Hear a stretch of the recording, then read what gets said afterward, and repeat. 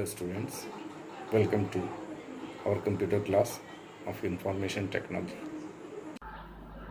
सो students, हम लोग start करते हैं आज का topic communication skills. Communication skills होता क्या है? कम्युनिकेशन क्या होता है? Communication is the way to express our thoughts ideas to someone. हमारी बातों को दूसरे तक पहुंचाना या दूसरे की बातों को समझना, एक दूसरे से इंटरैक्ट करना, that is known as communication. तो कम्युनिकेशन को हम लोग आज बारीकी से थोड़ा देखेंगे और उसके लिए हम लोग देखेंगे कि द इम्पार्टिंग और exchanging of information by speaking, writing और using some other medium and means of sending और रिसीविंग इंफॉर्मेशन, ये कहलाता है कम्युनिकेशन। यानी कि एक्सचेंज ऑफ इंफॉर्मेशन, एक दूसरे से पारस्परिक हम लोग एक्सचेंज करें, इंफॉर्मेशन एक्सचेंज करें। कैसे कर सकते हैं? बोल कर सकते हैं, लिख कर सकते हैं, या किसी को मैसेजेस भेज करके या उसके मैसेजेस को रिसीव करके कर सकते हैं। तो ये जो चीज़ें हैं ये कम्युनिकेशन के तहत आती हैं। अब हम लोग देखेंगे कम्युनिकेट करते कैसे हैं। तो सबसे पहले हम लोग देखेंगे कि कुछ कम्युनिकेशन चैनल्स के बारे में। हम लोग जो कम्युनिकेट करते हैं पर्सन से, तो किस तरह से करते हैं। यहाँ पे एक हमारे पास एक ग्राफ है और उस ग्राफ के थ्रू हम लोग समझते हैं। सपोज यहाँ पे दो पर्सन है, एक जिसको हमने सेंडर दिखाया हुआ है और दूसरा जिसको हमने रिसीवर दिखाया हुआ है। ये जो सेंडर है ये मैसेज सेंड करता है, कन्वे करता है रिसीवर को। ये अपनी बात को रिसीवर को कुछ समझाना चाहता है, किसी तरह से बतलाना चाहता है। तो यहाँ पे दो मीडियम हमने दिखाने की कोशिश की है। यहाँ पे पहला है नॉइज, इस नॉइज को हम लोग वॉइस में ले सकते हैं, और दूसरा मीडियम है मैसेज के थ्रू। तो सेंडर जब फेस टू फेस होता है, रिसीवर के आसपास होता है, तो उसका मीडियम एयर हो सकता है, वो वॉइस से डायरेक्टली एक दूसरे से बातचीत कर सकता है, उसको अपनी बात बता सकता है। बट यदि वो आसपास नहीं हो तो वो किसी ना किसी चैनल का इस्तेमाल करता है। यहां पे हम लोग मैसेज के तौर पे देख रहे हैं कि सेंडर जो है एक कम्युनिकेशन चैनल का इस्तेमाल कर रहा है। जैसे ही सेंडर यहाँ पे कोई मैसेजेस टाइप करता है, मैसेजेस भेजता है, तो मैसेजेस का इनकोडिंग होता है। इनकोडिंग होने के बाद वो थ्रू चैनल रिसीवर तक पहुंचता है और वहां उस मैसेज का वापस से डिकोडिंग होता है और तब रिसीवर उस मैसेज को पढ़ सकता है। ये मेथड हम लोग जानते हैं। ये मेथड हम लोगों के वॉइस कॉल्स पे भी होते हैं, डाटा पे भी होते हैं। जो हम लोगों का मॉडेम होता है, हम लोग जानते हैं मॉडेम के बारे में, मॉड्यूलेटर, डिमॉड्यूलेटर। तो मॉड्यूलेशन और demodulation, that is encoding and decoding. तो सेंडर जो भी मैसेजेस यहाँ पे भेज रहा है, वॉइस मैसेजेस है या टेक्स्ट मैसेजेस है, उसकी यहाँ पे इनकोडिंग हो रही है। इनकोडिंग होने के बाद थ्रू चैनल वो रिसीवर के पास जा रहा है, वापस यहाँ पे तो कोडेड फॉर्म में है, वापस से उसकी डिकोडिंग हो रही है और तब रिसीवर जो है उस मैसेजेस को पढ़ पा रहा है। अगेन वो रिसीवर यदि सेंडर को वापस से कुछ फीडबैक देना चाहता है, कुछ मैसेज देना चाहता है, उसके मैसेज के अकॉर्डिंग कुछ उसको बताना चाहता है, तो वो फीडबैक यहां से उसको पास आउट कर सकता है। तो यहां पे देखेंगे कि एक पूरा whole and soul circle form हो रहा है। यहाँ पे एक चेन फॉर्म हो रहा है। सेंडर मैसेजेस भेजने के लिए उसकी मैसेजेस को इनकोडिंग करने के बाद चैनल के थ्रू डिकोडिंग होकर के रिसीवर के पास, और रिसीवर से वापस फीडबैक के जरिए वो सेंडर के पास। तो यहाँ पे हम लोग देखेंगे एक चेन फॉलो हो रहा है। तो इस तरह से हम लोग मैसेजेस जो है वो कम्युनिकेट करते हैं। अब यहाँ पे हम लोग देखेंगे टाइप्स ऑफ कम्युनिकेशन। कम्युनिकेशन के टाइप्स क्या है? तो यहाँ पे बेसिकली दो टाइप्स कम्युनिकेशन का देखने को मिलता है हम लोगों को। जो पहला टाइप है कम्युनिकेशन बेस्ड ऑन चैनल्स, और दूसरा है based on style and purpose. दो तरह के कम्युनिकेशंस टाइप्स हैं जिनको हम लोग अभी डिस्कस करेंगे। सबसे पहला जो टाइप है बेस्ड ऑन कम्युनिकेशन चैनल्स। तो यहाँ चैनल्स की बात करेंगे हम लोग, कौन कौन से चैनल्स हैं और किस तरह हम लोग एक दूसरे से कम्युनिकेट करते हैं। तो सबसे पहले चैनल्स वाले पे बात करते हुए हम लोग बात करते हैं। इसमें दो तरह का चैनल्स हैं, एक है नॉन वर्बल एंड दूसरा है वर्बल। दो कैटेगरीज हैं कम्युनिकेशन चैनल्स में। नॉन वर्बल की जहां तक बात आती है तो ये इसमें हम लोगों का postures, gestures, body languages, face का अपीयरेंस, ये सारी चीजें हैं। हम लोग जब किसी से बात करते हैं, हम लोग जब किसी से बात नहीं कर रहे होते, उसको किसी तरह से कुछ बोल नहीं रहे होते, कुछ टेक्सचुअल इंफॉर्मेशन नहीं दे रहे होते, फिर भी कभी कभी ऐसा होता है कि हमारे फेस के एक्सप्रेशन से या हमारे बॉडी लैंग्वेजेस से हम लोग बहुत सारी बातें दूसरे को बता जाते हैं। कई बार ऐसा होता है कि हमारे चेहरे का जो एक्सप्रेशन होता है, हम गुस्से में हैं या जॉली मूड में हैं, या हमको अगले की बात सुननी है नहीं सुननी है, वो सारा कुछ हमारे एक्सप्रेशन से या हमारे बॉडी लैंग्वेजेस से प्रूव हो जाता है और हम अपनी बात को बिना कहे दूसरे को समझा पाते हैं। तो इस तरह के एक्सप्रेशंस को, इस तरह के कम्युनिकेशन चैनल्स को हम लोग कहते हैं नॉन वर्बल चैनल्स, यानी कि हमने बिना कुछ कहे, हमने बिना कोई वर्ड यूज किए हम लोग उस चीज को समझा पाते हैं। दूसरा जो है वो है वर्बल चैनल। यहाँ वर्बल चैनल में वर्ड्स का इस्तेमाल होता है, वर्ड सेंटेंसेस का इस्तेमाल करके हम दूसरे को अपनी बात समझा पाते हैं। हमको जब कम्युनिकेट करना है, किसी को कुछ बताना है, तो यहाँ पे वर्ड्स का इस्तेमाल करते हैं हम लोग, सीधे सीधे लैंग्वेजेस, वर्ड्स, सेंटेंसेस, इनका इस्तेमाल करके हम अपनी बात को रख सकते हैं। अब ये जो वर्बल कम्युनिकेशन है, इसमें दो कैटेगरीज हैं, एक है ओरल और एक है रिटन।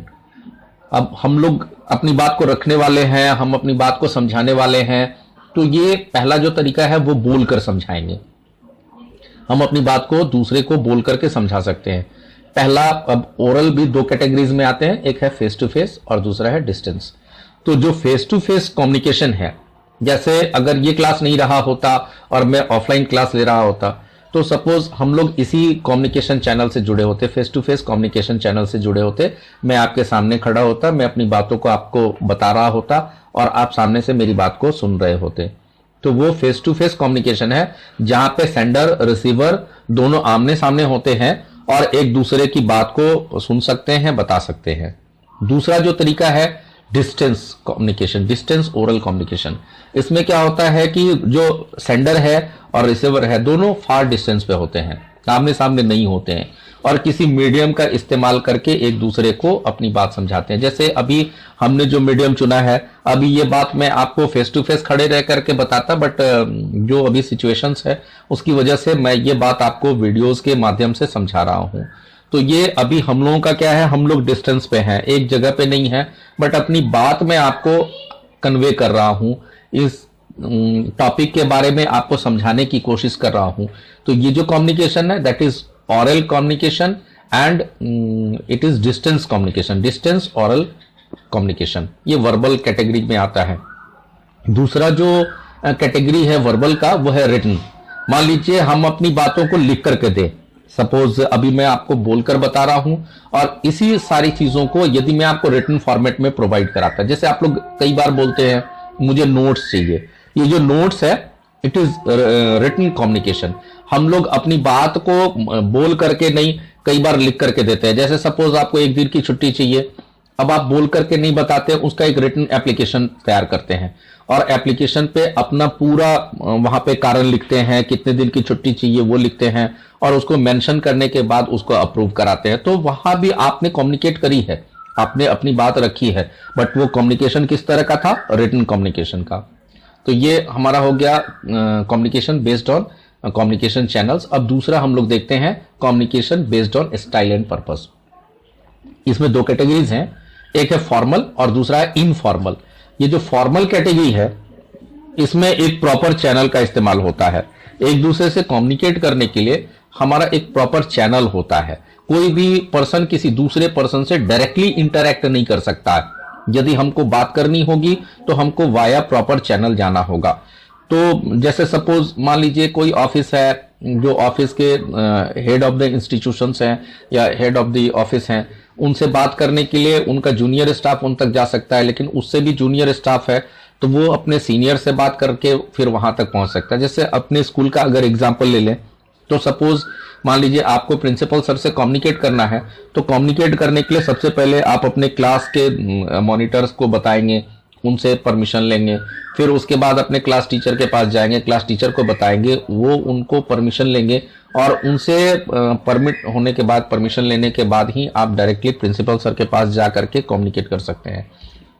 यानी एक चैनल बना हुआ है। आप डायरेक्टली प्रिंसिपल सर के ऑफिस नहीं जाते हैं, आपको प्रिंसिपल सर के ऑफिस जाने के लिए एक चैनल फॉलो करना पड़ता है। आप क्लास मॉनिटर को पूछते हैं, क्लास टीचर को पूछते हैं और फिर प्रिंसिपल सर के ऑफिस में जाकर के उनसे कम्युनिकेट कर पाते हैं। बट यही चीज अगर सपोज मान लीजिए कि आप एक बहुत अच्छे स्टूडेंट हैं, बहुत डिसिप्लिन्ड हैं, बहुत अच्छे मार्क्स स्कोरिंग हैं, और इन सारी आदतों की वजह से कल दिन आपका प्रिंसिपल सर के साथ एक बहुत अच्छा रिलेशन डेवलप होता है, और आपकी गुडविल की वजह से उनके साथ आप अच्छे रिलेशंस में होते हैं, तो क्या होता है कि कभी कभी ऐसी भी जरूरत हो सकती है, कभी ऐसा भी हो सकता है कि आपने कोई अचीवमेंट के लिए प्रिंसिपल सर को इनवाइट करना है, उनको अपने अचीवमेंट्स के बारे में बताना है, तो आप उनके घर पे जा सकते हैं।